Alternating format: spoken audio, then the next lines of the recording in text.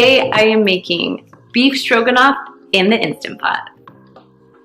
Today I'm sharing with you one of my, I always call them my favorite, because every recipe I make in the Instant Pot is like my new favorite. It is beef stroganoff in the Instant Pot. It's another dump and go recipe. All right guys, let's head on to the kitchen and we'll make this beef stroganoff right inside your Instant Pot. So I put a little olive oil in the bottom of my Instant Pot, push saute, and then I have stew meat that I threw in. Now I'm putting garlic salt, and pepper in there. And now I'm just going to mix it around so it will sear the meat just a little bit. So I'm going to let it sear for just about 2 to 3 minutes, and then I'll add some other things.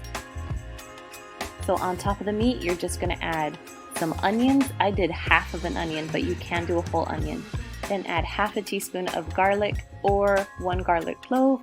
And then I added a whole container of mushrooms. If you don't like mushrooms, you don't have to add them in, but I love them, so I added a lot. Then you're just gonna mix it all up for a little while your Instant Pot is still on saute. You'll notice that the Instant Pot recipe is a little bit different than the slow cooker recipe, and we're gonna add 2 tablespoons of flour right now and then mix it all together. Alright, then we're going to add 1 tablespoon of Worcestershire, however you call it, it's that sauce. 1 tablespoon of it right on top. And then you're going to pour 3 cups of beef broth right on top. And you'll have 1 cup left if you have a container like that. Keep that because we're going to put that in later on. Alright, our food is ready to cook. We're going to go ahead and put the lid on now. Make sure that it seals tightly and that it's on sealing, not venting. Now, mine is on saute right now, so I'm going to turn it off. Then I'm going to push the manual button and go up to 12 minutes. Now, usually with me, I like to let it release on its own, but right now we're doing a quick release because I want to get the noodles in and cooked. Now, as soon as all the pressure is released, go ahead and take off the lid. Oh my goodness, it smells so good. So now I'm going to add about 16 ounces of egg noodles.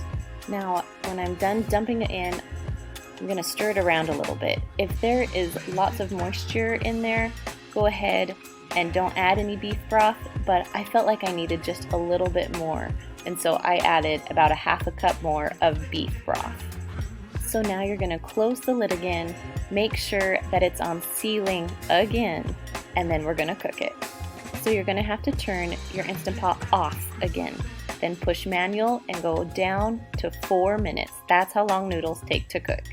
Now when it's all done, I did a quick release because my kids were ready to eat and I was starving too. So go ahead and take the lid off.